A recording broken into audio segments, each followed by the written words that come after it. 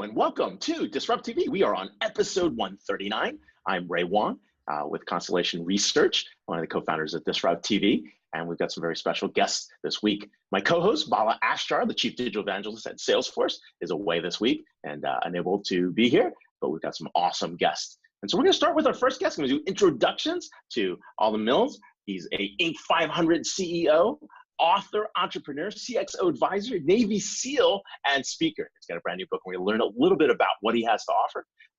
Alden has founded Perfect Fitness, if you guys seen that before. He's a CEO, led through the growth of the company from 0 to 12,000%. One of the #1 fastest growing consumer products companies in America.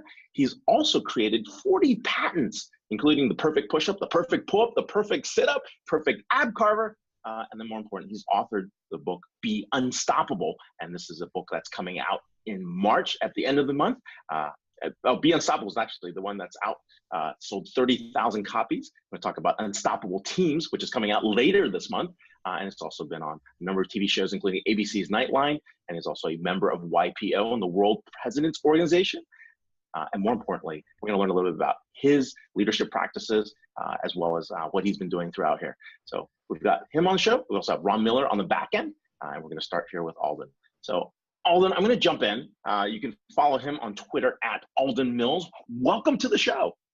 Thank you. It's great to be here. Nice work. I love what you guys are doing. Well, hey, thanks a lot. We've been unstoppable in our own right, thinking about what's happening in terms of important guests. I'm going through this, and I was looking through some of the early stuff on the book in terms of what's happening. I mean, the question for me to you is, why is it so important to learn to lead yourself? That seems like a missing ingredient in a lot of books that are out there in terms of leadership styles. So why is it important to learn to lead yourself here? Ray, everybody loves to just jump into saying, oh, I'm going to lead these people to greatness and we're going to do X, Y, and Z. And they forget the whole foundation of what leadership is built on. And what leadership is built on is a reflection of you as a person. So first, understanding that however you lead yourself personally becomes the reflection of your team. So if you lack that inner discipline, the team is naturally going to start emulating what you do, and they may naturally start lacking the discipline. So the most important thing when I start coaching others or when I speak about this is to start your leadership inward and focusing on yourself first before you start focusing on others. Now, is that a factor from your Navy SEAL training, a factor from CEOs, a factor from just watching other folks that got you there? Well, without a doubt, Navy SEAL training was a great differentiator in the beginning of getting you to focus in on the importance of leading yourself. That is, without a doubt, the first thing they end up focusing on is breaking you down to your studs and understanding that you're no good to anybody until you learn how to focus and control and lead yourself. It's establishing that inner discipline that then becomes something that's replicatable and relatable to those around you, so you can go on and do what I call a force multiplying effect, which is what an unstoppable team is all about. Now, there are 4 essential, you guys call actions of a high-performing team. Let's start there, talking about what this high performance is about. So when I talk about high performance, the first thing I want people to be thinking about, it's not making you a high performer, it's making your people a high performer. And when I talk about leadership, I'm going to give you this phrase, and we can unpack it while we go through those 4 essential actions. And this phrase is to lead is to serve is to care.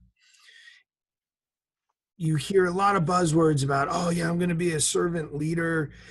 To me, those are one and the same. Leading is about serving. And when you are serving, to truly serve is to care.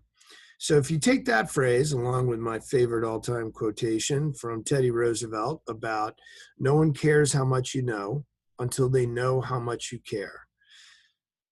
These four essential actions about leadership are about showing how you care. And I have broken them into a very simple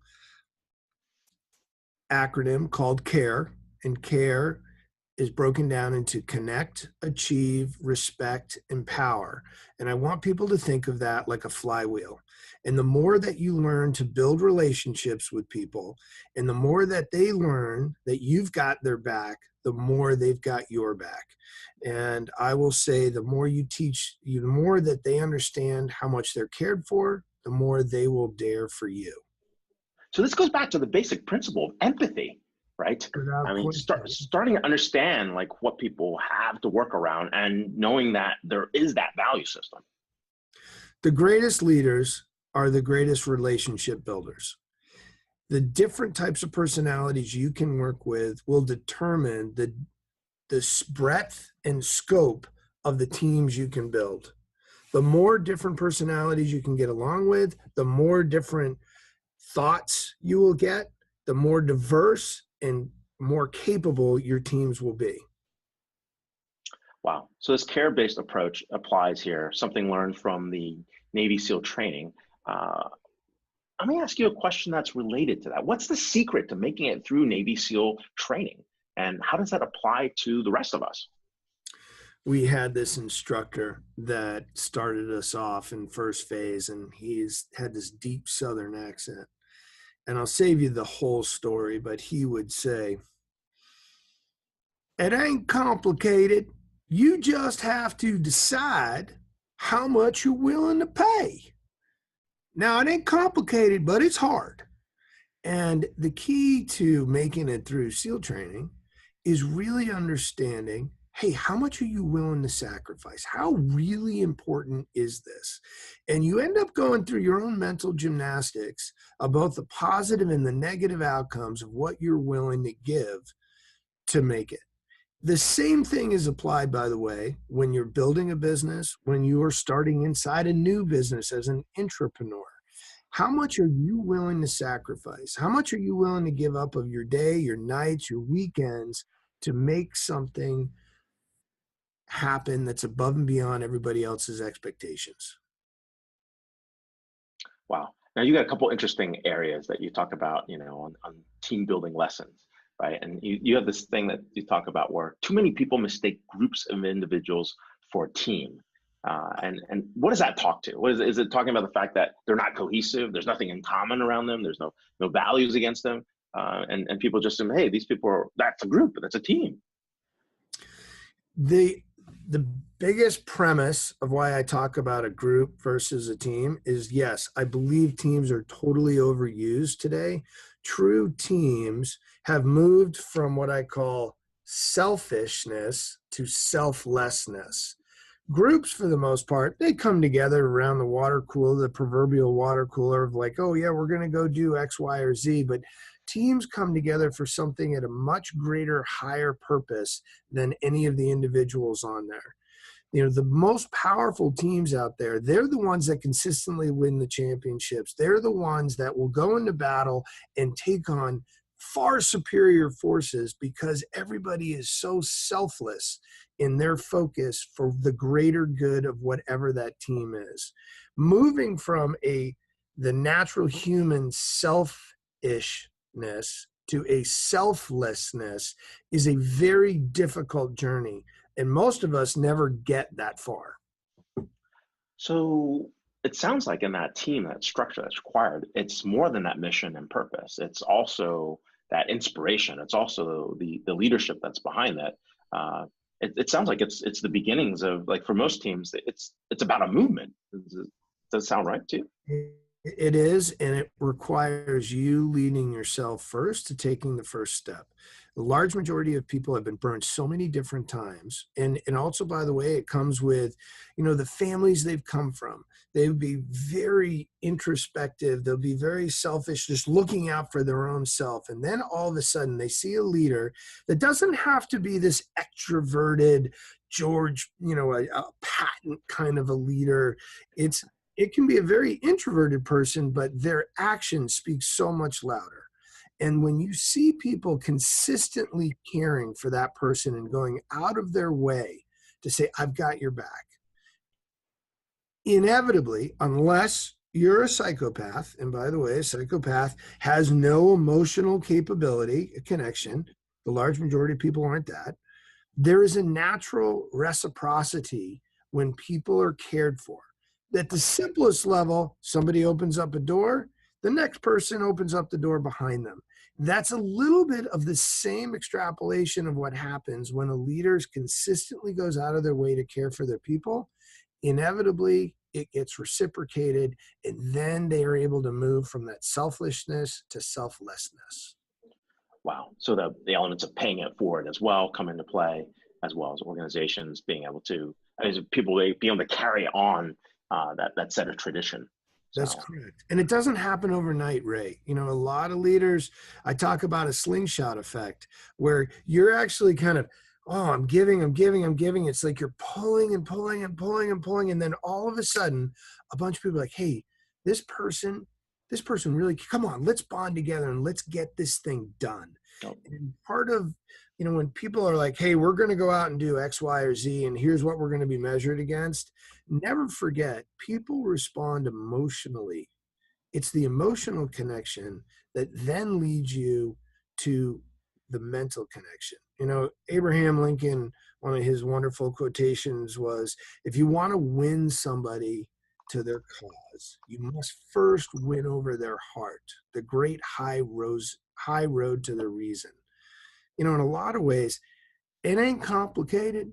It's just hard to be consistent at giving of yourself before others will give back to you.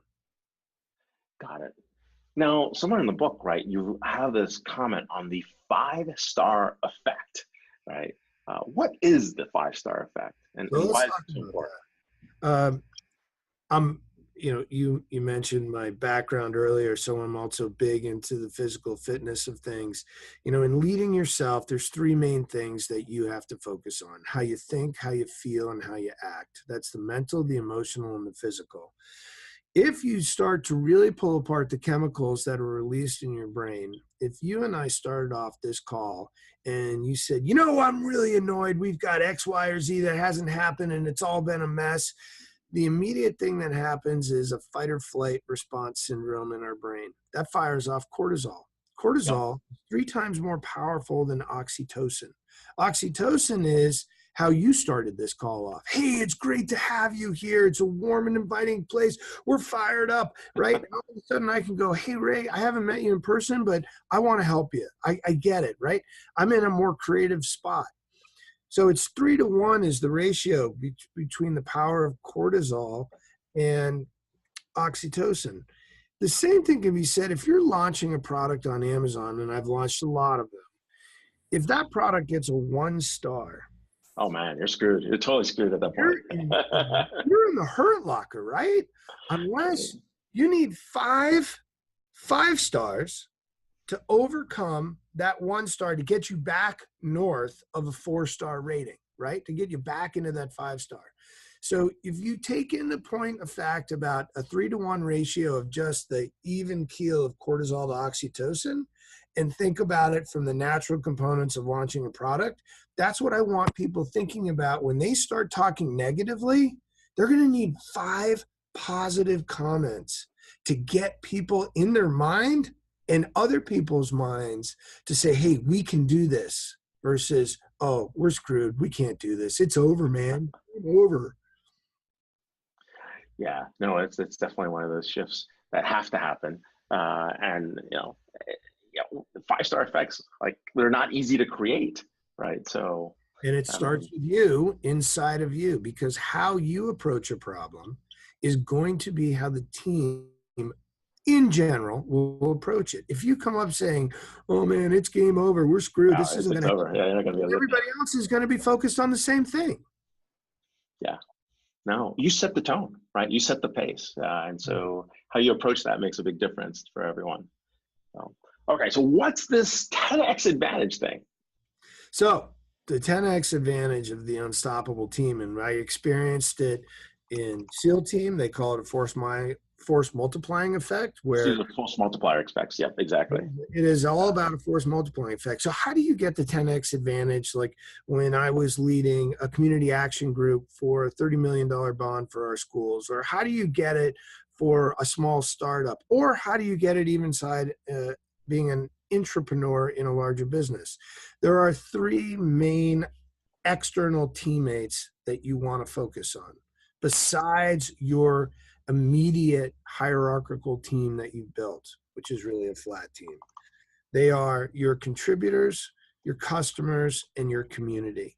And if you start reaching out and treating customers and contributors, by the way, could be your vendors, could be your suppliers, they could be other coworkers in different components of your business that aren't specifically on your team, and that community around you, that becomes the 10x advantage. Got it. All right, so we're talking about unstoppable teams here, 4 essential actions of high performance. Alden, more and more importantly here, why is forming a company harder than Navy SEAL training? Yeah, I've often said that to folks. And let me just make one qualifier on this. There's without a doubt, SEAL team is more physically demanding, but the biggest challenge that I have found as a civilian after leaving SEAL team has been, we don't have an X division like SEAL team does. And an X division going through SEAL training is where they remove people out of the arena that don't want to be there. They can remove them subjectively. They don't like their attitude. They can remove them objectively. They think they're dangerous. Right? And then other people remove themselves. But they have a very specific place called X Division that they remove people and allow the people who remain in the arena focused on completing the task. When you're a civilian starting a new business, how many different people tell you, well, how do you know you can do that, man? Game over. I can't do that. Therefore, you can't do that. Why do you think you can do it? And so learning to lead that conversation inside of you and inside of others, which I will call the whiner inside your head and the whisperer from your heart, is a key component to that. And creating your own X division as a civilian is very difficult.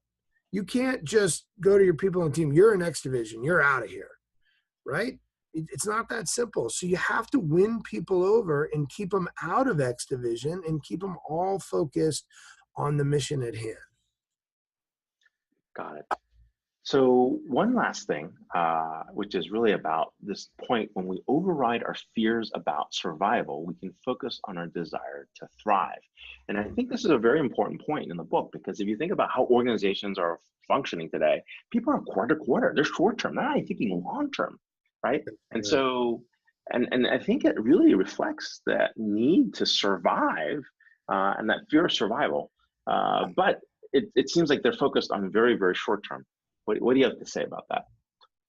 I totally agree. And that's one of the bigger challenges of leading yourself. If you're going from that short-term fix to the short-term fix, then there's not that long-term persistence required to do something above and beyond what you think you could do. Our brains are designed to keep us in the comfort zone. Our brains are trying to keep us safe. Our brains are lazy. It's a natural thing. We all have it, right? Yeah, and we go for the easiest thing we can. Yes. And so coming to leading yourself, to taking that self-discipline of saying, okay, this is what I am willing to sacrifice for the long term, to go out and land a client that may take me 4 years. I gave a speech earlier this week to a software company, and they herald one person who has spent 4 years finally getting a client to close. That is somebody that has made a commitment for the long term, that's been willing to sacrifice for the greater good of the business and for themselves. That's not easy to do. And having leaders who are able to show that self-discipline helps others then strive for longer term goals than short term goals. This is wonderful. Hey, so when is the book officially coming out? March 26th. All right, so we are here with Alden Mills on Amazon. Yeah, you can pre-order on Amazon, the HarperCollins book, Unstoppable Teams, and it's coming out for you. So this is amazing. 4 central actions of high performance leaders. You can definitely follow Alden at ALDENMILLS. Thank you so much for being on the show. It's an honor. Thank you, Ray. Hey, good luck on the book. Thank you. Wow. Okay. So as you can tell, we get experts, authors, leadership gurus. Here we had a CEO that is both, and more importantly, getting some insights ahead of his book launch on March 26th. Now we have Ron Miller, right? And we're going to get the update of what's happening. Here you are. We're going to get the update of what's going on in the world on enterprise tech. Ron Miller, enterprise reporter from TechCrunch. He's been a freelance technology journalist since 1998. He's also a contributing editor for eContent magazine. If you've read the Media Redux column, you know his style. He's no holds barred, very direct, and of course snarky. Anyways, he helped launch and run and still runs the blog, SOCmedianews.com. Of course, you may have seen him before at Site World, Danny Web, Tech Target, Internet Evolution, and Fierce Content Management.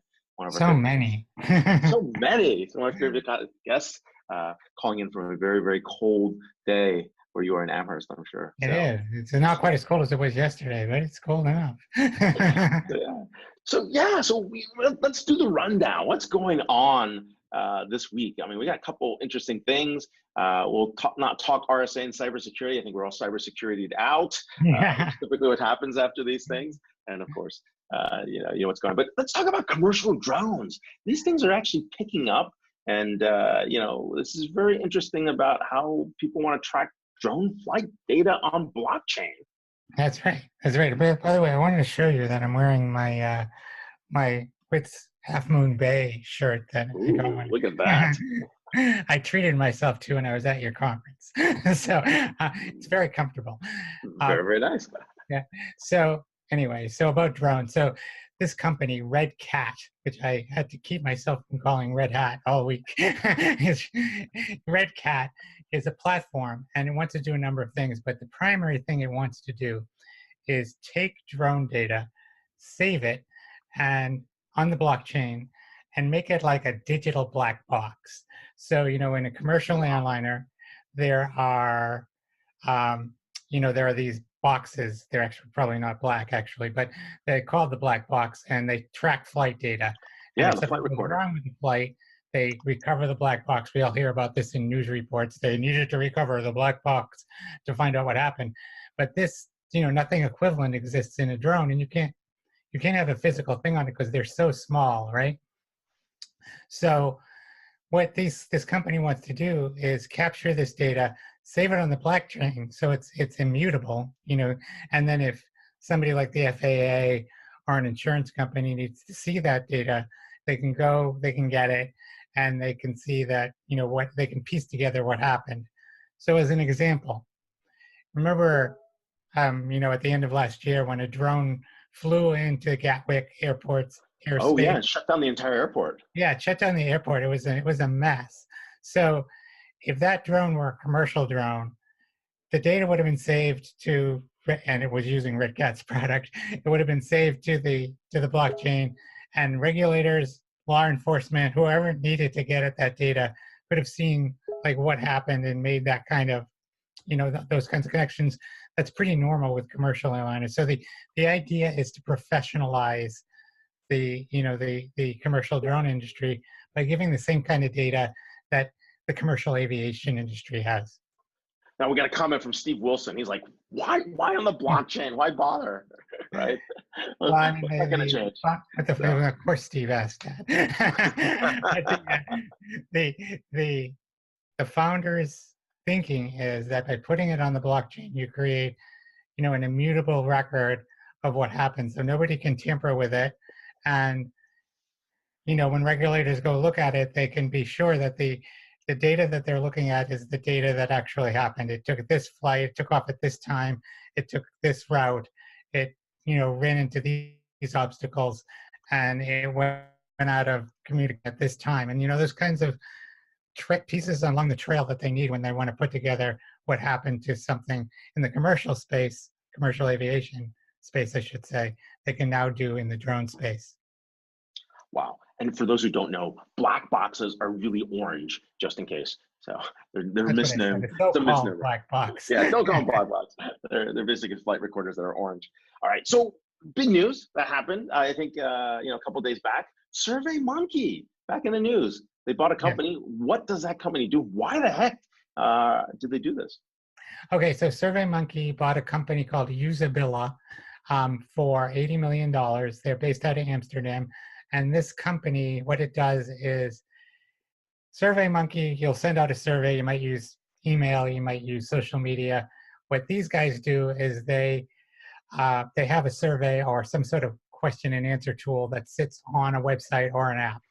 So let's say, and it works a couple of ways. Let's say you're a user and you encounter some sort of bug on the website. So you can take a little screen capture of where you found it. You can leave a note.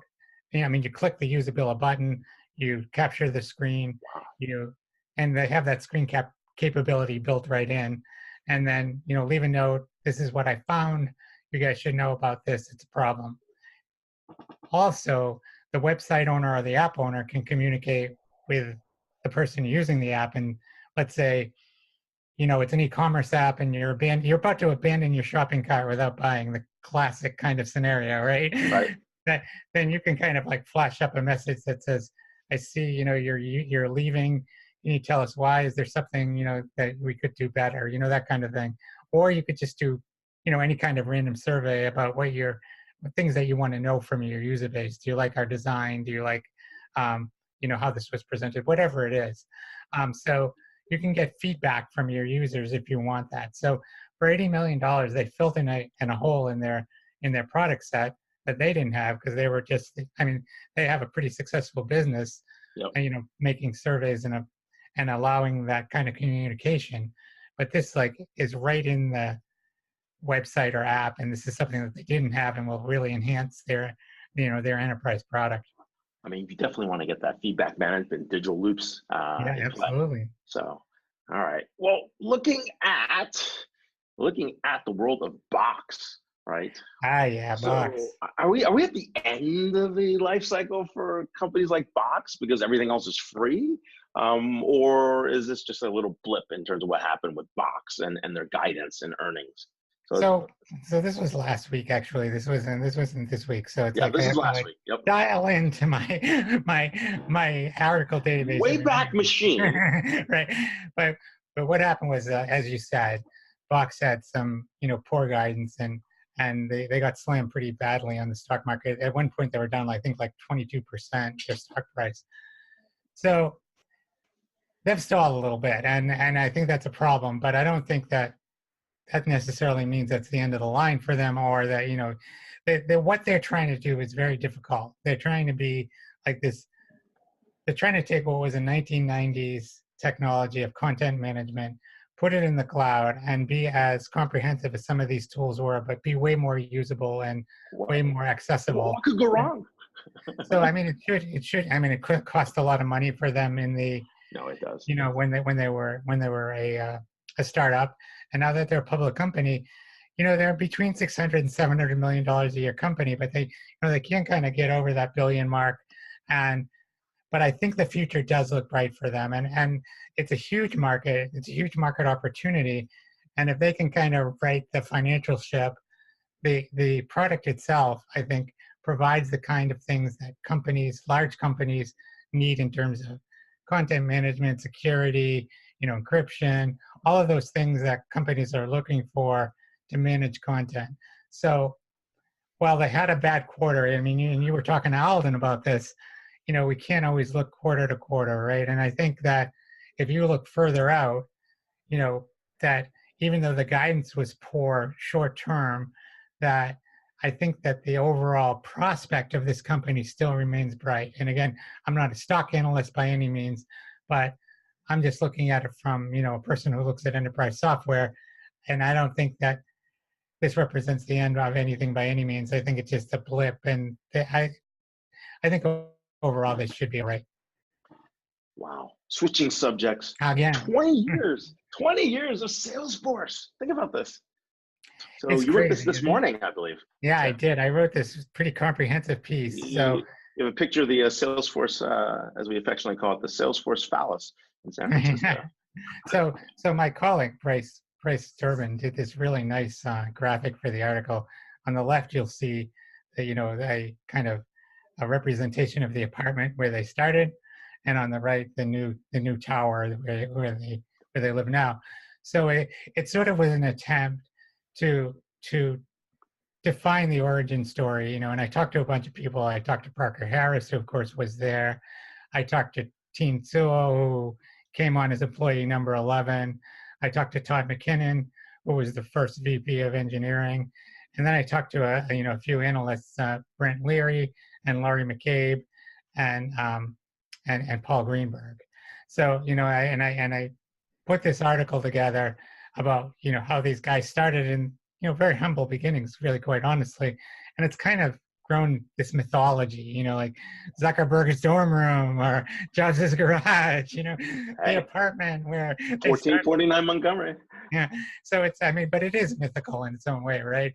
I mean, when you start a company, there's no guarantee that you're going to be successful. And these guys aren't just successful. I mean, we were just talking about Box and how hard it is, to get over that hump. And these guys have become, they had a $3.6 billion quarter that puts them on a $14.4 billion run rate for the coming year. I mean, that's amazing. And they're still, on an upward trajectory. So they built that from scratch. And, it was a couple of interesting things. Mark Benioff, who was the kind of master marketeer, and that came up again and again in my discussions with people, was Mark's ability to sell stuff, and so one story I'll tell you that comes from the article. Paul Greenberg was a early user of the product, and he wasn't happy. He's the godfather of CRM. Right, that's right. He's a freaking guest here. Right. So he wrote the book, The CRM at the Speed of Light, and other books, and yeah, he's the CRM expert extraordinaire. And in 1999, he's using an early version of the product, and he's upset because the export facility wasn't working right. So he writes an article and he says, look, if you want to be an enterprise product, you got to learn how to export, right? So one of his SalesNet, which was like an early competitor of Salesforce, puts this blurb onto their website, like right on the front page, on the homepage of their website, and Mark sees it. So he sends an email. He fires off an email to Paul, and he says, I see you're skeptical. I'm paraphrasing, but I want to win you over. It's basically what he said, and Paul fired back an email. He said, in his best New Yorker attitude, give it your best shot. And Paul now says, 20 years later, well, he did win me over, and he did change my attitude. So, that was just like one small thing. But when you're a startup, it's not a given that you're going to get over those humps, right? You don't know. You never know. And they were not running a profit for quite some time. So, no, for many years. I mean, it was one of those things where Rule 40 came into play. They lucked out, and a whole different set of investor classes. Right, but they also had, there's great marketing right at the time. Great marketing, good product. Right, and I want to mention that because the no software stuff was, amazing. That was brilliant, right? And that's what using Paul's words, it was a brilliant marketing technique because, of course, there's software, but what it was doing was removing the complexity of software. And that may seem like an easy message right now in 2019, but in 99, not many companies were doing that, right? So he had to kind of introduce the world to this concept, and the no software message was how he did it. Yeah, that was the cleanest way to do it as well. I mean, to think about how this all progressed. And then we get to these dream forces that are so huge, right? I mean, there's 1,000 people at the first one I read, and what, it was like 175,000 at the last one or something ridiculous. Very, very crazy. Yeah. All right, well, let's talk about one last thing, protecting data on the blockchain. So very, very interesting with the Tide Foundation, folks. So what's going on here with personal data, blockchain, security, identity? So I mean, it's a little in line with what Richie Edwaro is doing, right, at Humanity. So what these guys are trying to do, again, maybe we'll get a snarky comment from Steve because it involves the blockchain, but what they want to do is protect personal data on the blockchain, and basically enforce rules that PII, personally identifiable information, would be protected by default. The consumer would control the encryption keys, and you can only use that data if the consumer gave you permission, right? So that may sound like, okay, like how many consumers are going to know how to use encryption keys and unlock it, right? So No, they're not going to pick up my question to these guys. And what they said was, and I haven't seen it in action, so I can't, I can't testify that it is what they say it is, but this is what they describe it as. They said they worked at it to make it what they call grandpa proof, so that your grandfather could use it so it's a basic kind of function that you would have on any website. This is how they describe it. So, when I talk to people about this, and I kind of exchanged comments with people on Twitter about it, there was a lot of skepticism, and it's with reason. But I think that we have to try stuff because every week there are data breaches. Every week, there are stories about companies violating the privacy of individual data, sharing it with companies that you don't give them permission to. No, they're just brokering it. They're selling it without your permission all the time. If you had that data, say, like in a lockbox, if you look at it as the Al Gore's lockbox, if you put it in that lockbox and then you were the only one who had the keys, then if you had an Equifax breach, and your social security number and your address and, all this personal data about you was leaked out into the internet, nobody could use it because you alone would have access to it and it would be kind of locked. You have the encryption keys. Right. So that helps. Again, this is complicated stuff, and these are early attempts, at least at trying to put people back in control of their data, because it's crazy what's going on now and how much data is bleeding across the internet. And people can basically build a whole portfolio of you. If you look at the Marriott breach, your passport number got breached probably. I mean, how many of us haven't stayed at the Marriott? I was wondering why I was in Egypt, Jordan, and South Korea all at the same time. It just doesn't make any sense.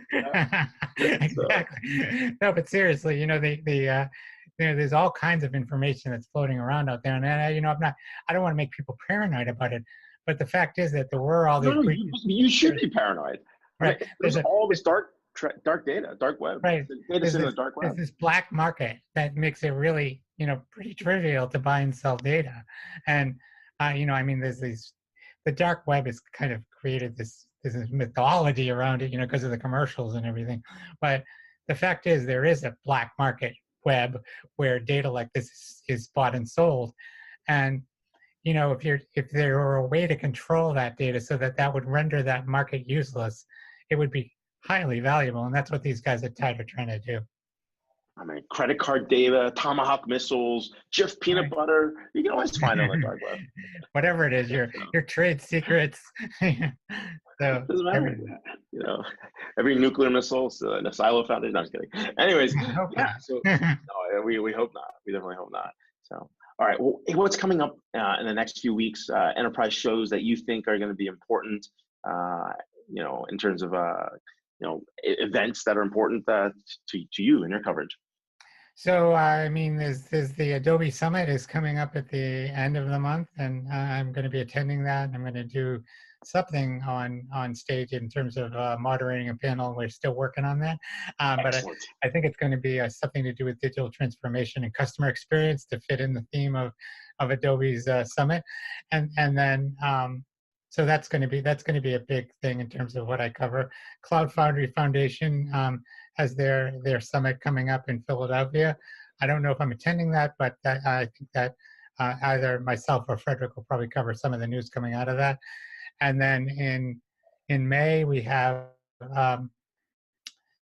the KubeCon, which is Oh which is yeah, the TrueCon. conference and Cloud Native Computing Foundation stuff, which I went to last year and it was pretty I fascinating. heard it was a great show. So Yeah, there's so much energy there because it's like one of those technologies that's really at its, the stage where it's just taking off. So it isn't quite saturated yet.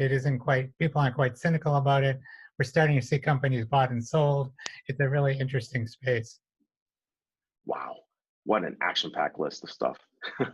So, well, it's enterprise. We're definitely seeing this. We are here with Ron Miller, enterprise reporter at TechCrunch. You can follow him at Ron_Miller, and more importantly, catch him at some of the events he mentioned, and of course, the enterprise side at TechCrunch. Thank you so much for being on the show, Ron. Thanks for having me, Ray. Always a pleasure. Wow. Action-packed solo event. We are here. This is episode number 139. Next week's show, episode 149, we bring back Tasha Kenny, analyst at ARK. Very, very interesting investment strategies, alternative views. Tails Tahira, author and associate professor at Harvard, will be back here. And of course, repeat guest, Dr. Janice Presser, founder and CTO at Teamability, all here on episode 140. And you can catch us all there with the next show. If it's Friday, it's DisrupTV. Catch us 11 a.m. Pacific. More importantly, 2 p.m. Eastern for the show, for the live recording. Of course, you can always catch the links on the Constellation website at www.constellationr.com. Look under events and DisrupTV, and you can catch all the episodes and all the videos of 139 episodes, 320 plus guests, unique guests. And thank you for watching. We'll be back next week with Vala Afshar and myself. Have a wonderful day.